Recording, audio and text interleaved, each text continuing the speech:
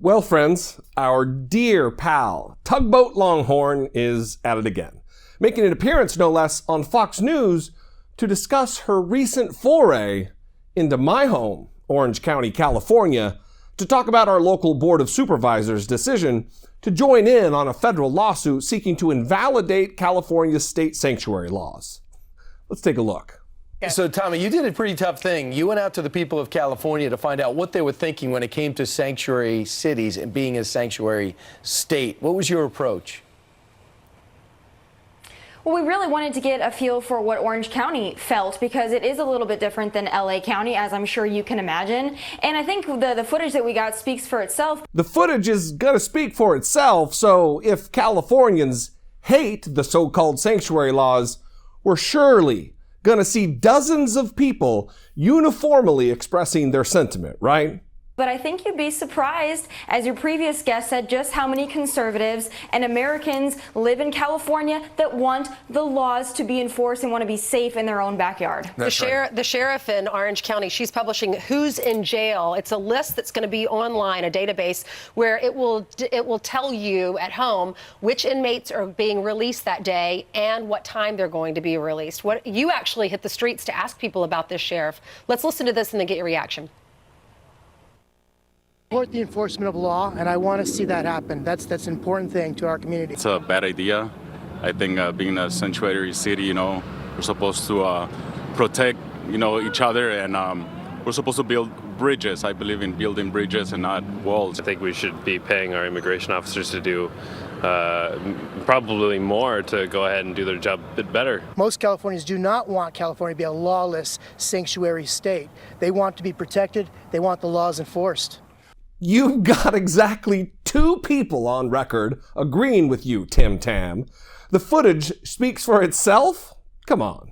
In a state with a population of damn near 40 million people and a county population of over 3 million, some might describe that as an insufficient sample size.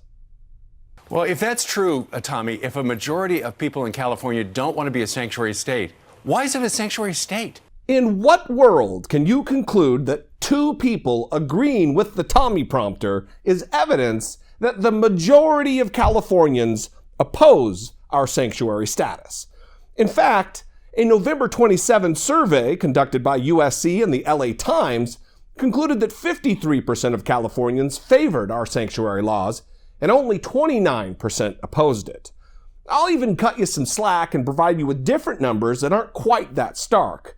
A May 2017 Scientific Public Policy Institute poll addressing our specific laws found that 48% supported the laws and only 42% opposed them. Neither number backs up the claim that the majority oppose it. Well, you've got LA County, which is a major problem. There are a lot of areas here that, of course, believe in shielding illegal immigrants, but there are many Californians that do not believe in that. And now the battle that's going on, the Sheriff's Department in Orange County has it exactly right. They are protecting Americans first. Protecting Americans first. That, of course, implies that the undocumented immigrant community poses some kind of special threat to Americans. It doesn't. A 2015 National Academy of Sciences study concluded that immigrants, including undocumented immigrants, have lower crime rates than our native-born population. The conservative Cato Institute concluded the same exact thing in March of 2017. The truth of the matter is that undocumented immigrants are not, I repeat, not categorically dangerous people, and they deserve to be treated fairly and justly under the law, and not to be used as low-hanging ratings fodder fruit and scapegoated by the morning show robots over at Fox News. That should be logic and reason. I hope other places follow suit. I think now they will be emboldened to do so. I think citizens are going to stand up. They're going to make their voices heard. I think they're going to go against all the labels and all the name calling, and they're going to make sure that their families are safe in California. Literally 20 seconds ago, you referred to a vulnerable community by a label that many believe is pejorative. And now you're saying citizens go against all the labels and all the name calling. Hey, trombone, your hypocrisy is showing. Do you feel safe living in that county? Because I remember when we interviewed Kate Steinle's family, they said they didn't even realize that they were living in a sanctuary area until their lives were affected. For how much longer are you monsters going to continue to take advantage of the Steinle family? Here's a reality check. What happened to Kate Steinle was a horrific event, and it never should have happened. She died because of an accidental discharge of a firearm, tragically, like thousands of other Americans. That it happened to be an undocumented immigrant who caused it does not reflect on this greater question of how best to resolve our immigration issues, and does not make sanctuary cities unsafe. Well, of course, I mean, that's the risk that you run living in California. Nope. And Brian, as you mentioned, we have a large problem here with many other things, including the homeless population, other issues in the state of California. So there are many things that we have to tackle here, but I'll tell you that Californians, they're not all crazy. They don't all believe in lawlessness and illegal immigrants first. A lot of Californians here want to see Americans first, and we're going to do that in the next year, I am confident. Wanting rational and humane policy in addressing our immigration problems is not the same thing as wanting lawlessness any more than persuading people to turn off Fox News is wanting a state without free speech. There is a right way and a wrong way to do things, and our federal government is being obscenely inhumane about this. It'll change when Democrats agree with you, because it's got to be about being a citizen, not being a member of the party. The only thing growing there are tent sales. Every time I go, there are more and more tent cities sprouting up. It's an embarrassment. Congressman Debbie Wasserman Schultz thinks she has the answer, and it's about bullets. Did you catch that? We went from sanctuary policies to homelessness crisis to gun regulation all in a matter of about 3 seconds. Smooth transition, Kilmeade. Real smooth. Listen. You do not have the right to bear bullets. I really think it's important to underscore that without bullets, a gun is just a hunk of useless metal, and a would-be killer lacks the means to actually kill or maim. Okay, so there you've got Debbie Wasserman Schultz. She's referring to the march last week across the country, and her suggestion is, of course, we heard from the former Justice of the Supreme Court repeal the Second Amendment yesterday. Her suggestion is have a background check to buy bullets.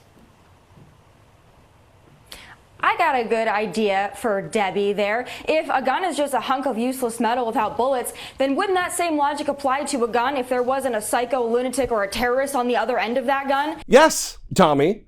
But unlike the impossibility of identifying every psycho, lunatic, or terrorist before they commit violence, regulating bullets can be actionable policy. She makes no sense. She's actually contradicting herself, and she's actually going along with what we're saying, that a gun is a tool. And furthermore, I wonder if Debbie realizes that people can make their own ammunition and bullets. I'm sure she's probably not aware of that. But imagine this, if you will. Imagine if the left, if Democrats wanted to regulate our borders even half as much as they want to regulate our guns. Americans would be a lot safer. Imagine if you engaged in critical thought even half as much as you wanted to scapegoat immigrants. Our brains would be a lot safer. Right. Meanwhile, Sean Penn was up late last night on the late night shows. He's still mourning the death of Hugo Chavez, a good friend of his. He has an idea of what should happen to the President of the United States. I think we owe it to ourselves to get it back. And the only way we do that is show that we know how to stop fighting with each other. Right. And really listen to each other and really demand that our politicians do the job. And in this case, the job includes, by any historical parallel, the impeachment of this president. Okay. Okay, good. That's a good listen. Is there another side to that? Did you want to weigh in on, Lori? Tommy? Well, really, if he was listening to the American people, as he mentioned, if we were listening and speaking to each other, he would understand that President Trump won the election and the American people have spoken. Great argument. The President of the United States can't be impeached because he was elected a year and a half ago by the majority of the electors. Wrap it up, folks. Impeachment can never be a thing. Someone should tell that to Andrew Johnson and Bill Clinton.